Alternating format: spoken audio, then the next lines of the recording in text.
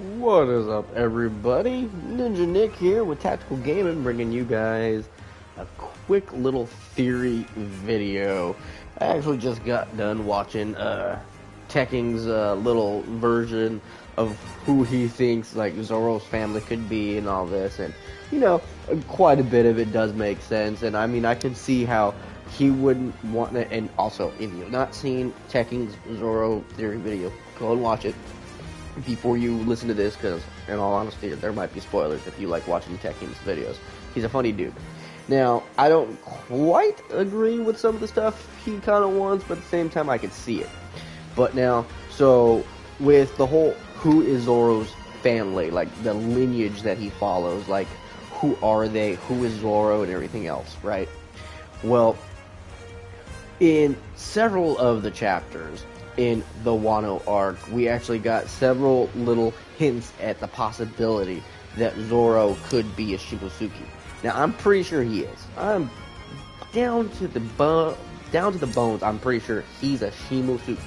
Now, is he a Shimosuke from Wano? Probably not. Is his family from Wano? Probably not. Because Zoro said that he and his family were both born in the East Blue. So, what do we know about the Shimosuke family? One of their most well-known family members is Ryuma. Shimosuke Ryuma, the Sword God. What else do we know about the Sword God? The dude traveled. So, with him traveling all over the world, having adventures, doing whatever he was doing, which we do not know unless you follow the manga that was written, that was based off of the Sword God, which I cannot quite remember, but I do know that Tekken ended up talking about it at one point in time. So, yeah. So I'm pretty sure in those travels, as he traveled through the East Blue, the North Blue, South Blue, West Blue, right? Now, we don't know the order he went in, but let's say one of the islands that he went to was the island that Zoro was born on, right? And let's say this is also before it was named after what it was named, when the inhabitants of Wano ended up leaving and taking over that island. Well, not taking over, but establishing their village on the island and everything else. Because what we know about that island is before all the samurai were there, that island was constantly being attacked. It was constantly being raided by other pirates and all this other kind of stuff. All the way until the swordsmen from Wano ended up there and they started teaching the people there. So, let's say, Destiny had it set to the point to where, Zoro, his lineage is very important, but his family, what if his family were just, some people born? You know what I mean? So, like, case in point, okay? So, what if, while Ryuma was traveling and everything else, he met a nice lady on an island and everything else. He ended up, having a family with that lady. Now, let's say he was very unaware because, hey, it only takes one time to be making babies. And let's say that's what ends up happening, right? And sometime down the line, several years, and I do mean like 40 plus or more years, bam, Zoro's family member's born, then Zoro's born, and then, hey, the island is now being inhabited by samurai. Now, one other thing that we do know about the family of the Shimosuke, okay? So, the Sword God Ryuma, he had one eye. Several members of the Shimosuke family generally had one eye. So it kind of seems like it might be a Shimosuke curse. At least anyone who's worth their salt with a blade kind of tends to have that. But not only that, they tend to use a 3-sword style, Sentoryu, which is very uniquely inherent to that family. Most other swordsmen use 1 or 2 swords. The Shimosuke family uses 3 swords. Now, when we first see Zoro, he's literally just coming to a dojo and he's wanting to take it over. Well, let's say, something, because there's something in Zoro that makes him want to be the best in the world. And maybe that's the will he inherited from Shimosuke Ryuma, his super great grandfather, unbeknownst to him. And or maybe, stories of his grandfather Ryuma were passed down the line to him, but they never said his name. You know what I mean? Because there was something that was driving Zoro to become the best, and that's also before he met Kuina. Like, he wanted to be the best before he met Kuina, and then he was even more driven after her death. So, what could have driven him to go to that dojo to become the best and all that kind of stuff? Well, one, maybe being raised on stories of Ryuma, the sword god, and being told by his family that, he was a descendant of said sword god. So he was like, I gotta be the best. I gotta live up to my grandfather's, name. Or maybe they raised him on the story of Ryuma, never told him his family lineage, never told him who Ryuma was, such as the name. They just told him of the great sword god, slayer of dragons, and all this other kind of stuff from the land of Wano. Because one thing we know about Zoro is way back in the early mangas and early episodes of One Piece, Zoro's one of those people. He's not going to just up and go, oh, hey, guys, like, back when I was a kid, my parents and told me about all these cool stories. He's not one of those people. Like, if you ask him something, he will tell you. But other than that, he keeps stuff to himself. So what if he knows who his family is? What if he knows that his family comes from Wano? He may not have been born in Wano. He was born in the East Blue. He was born in the village he was born in. It does not matter. That's the kind of person Zoro is. So I can see it being to the point to where, like, his parents raised him on stories and everything else, and maybe, hey, he got really tired of, like, how plain they were, and, he wanted to go out and, be more. Or what if, his mom, his dad, or both were on their deathbed, and they finally told him who he was, who his family was, and all this other kind of stuff. Not like really like a Destiny-like thing, but more of like, you are a descendant of a great sword master, Ryuma Shimosuke. You know what I mean? Like, there's so many different things. So many different things that could play out to what it could be.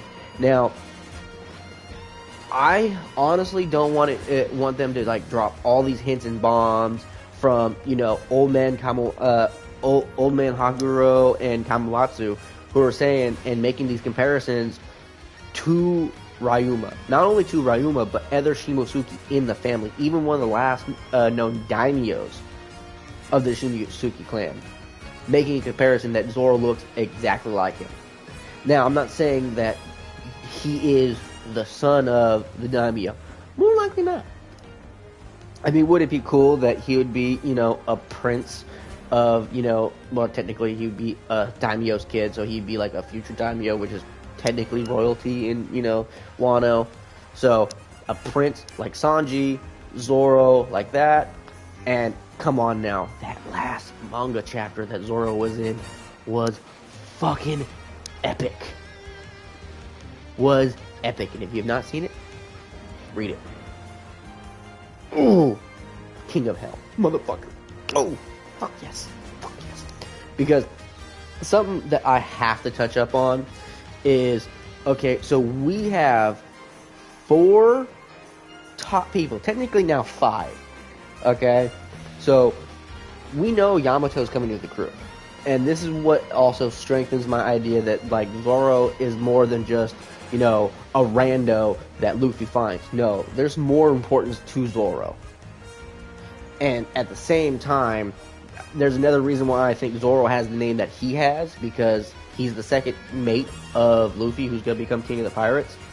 So, Silver's Rayleigh, or the Dark King Rayleigh, Demon King Zoro, like make the comparisons, like, holy shit, it's happening. Now, I'm curious on more of like who Rayleigh was when he was younger. Rayleigh could have just been some rando too, which is where it's like, hey, you know, that honestly wouldn't be too surprising.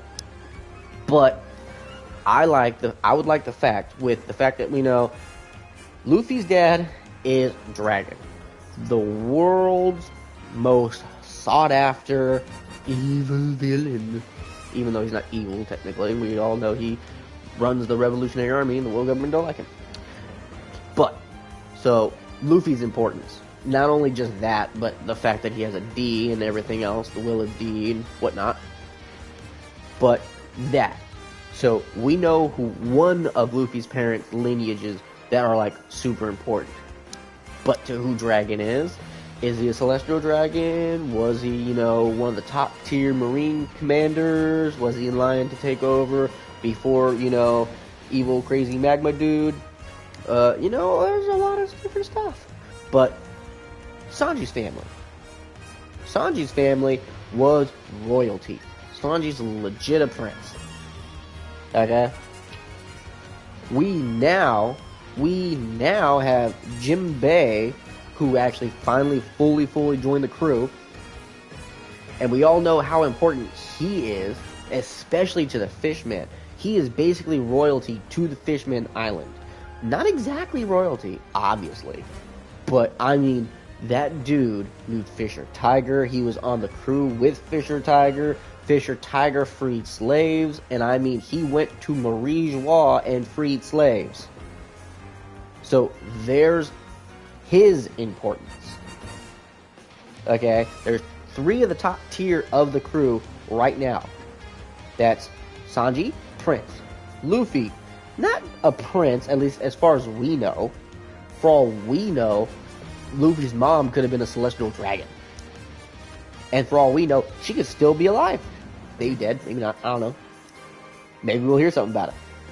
Probably won't. And now, the one person that everyone is pretty sure is going to join the crew, I'm pretty sure she's going to join the crew. Yamato. A lot of people think Yamato is going to stay on Wano and, you know, help Momo become, you know, the leader of Wano and all that. No. She's Odin. And she's going to do what Odin did, and she's going to finish what Odin was doing, and that was helping the King of the Pirates gain the One Piece. That's what she's going to do. And we all know who her dad is. Fucking Kaido. Kaido was on Rox D. Zebek's crew, and I don't want to say best friends with Big Mom. For all we know, Big Mom could be her mom. Which, honestly, would not be surprising at all. Like, at all.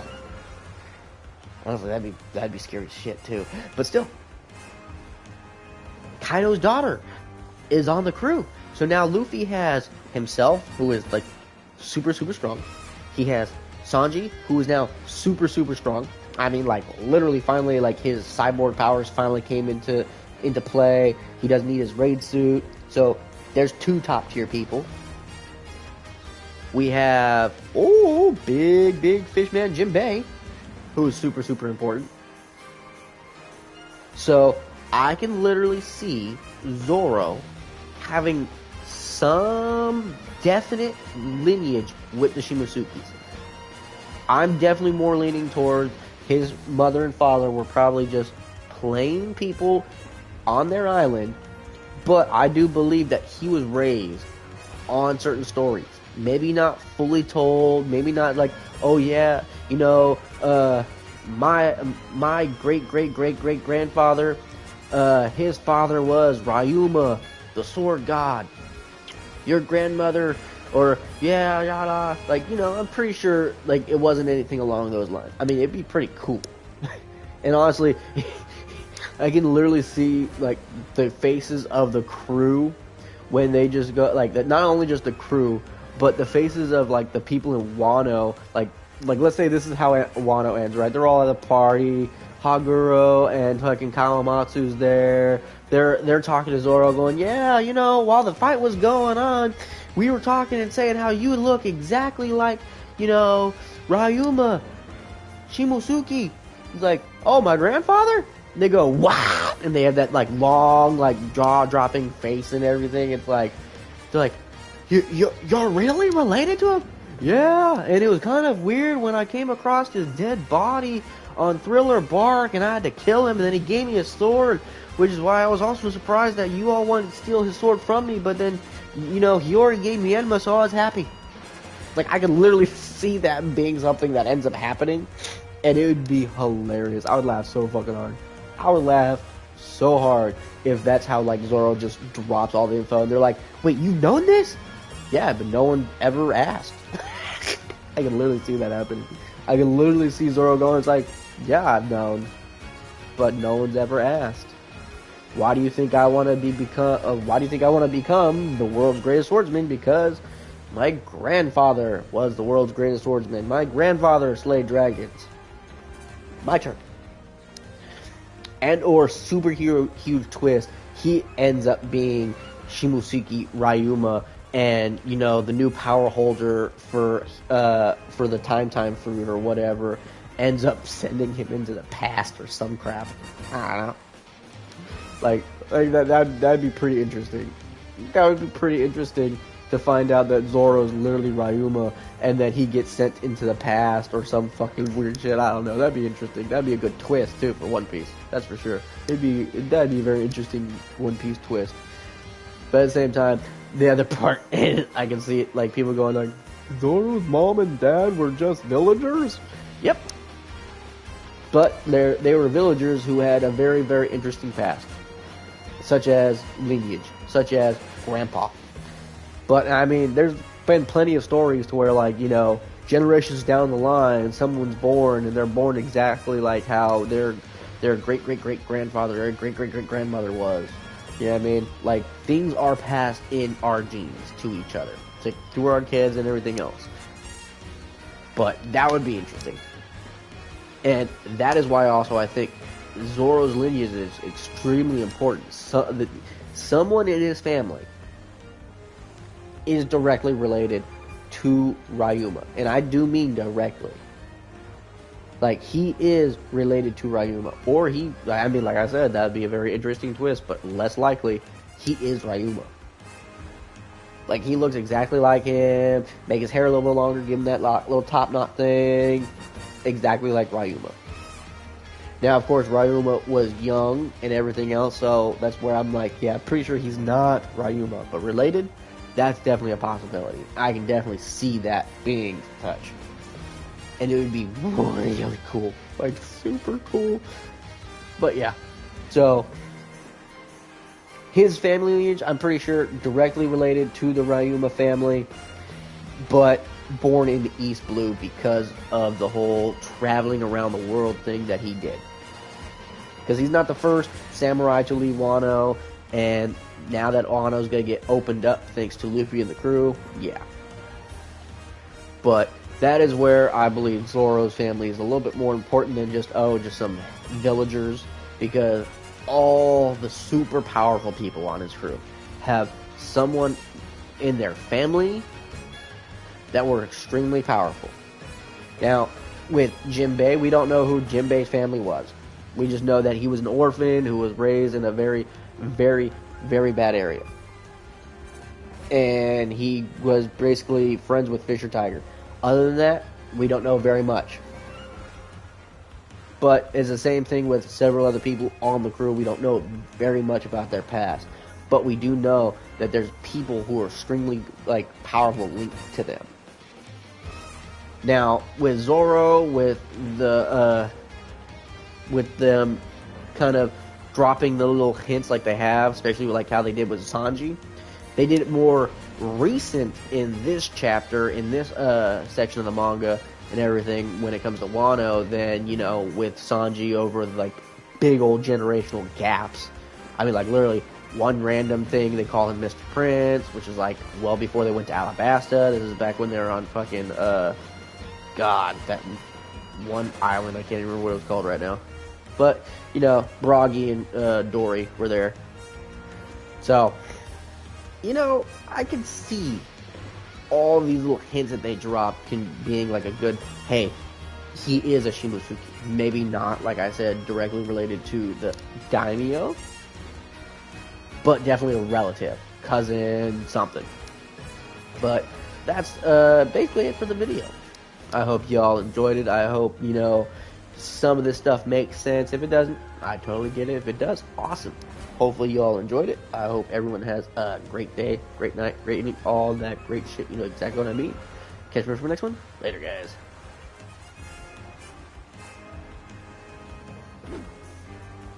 Oops.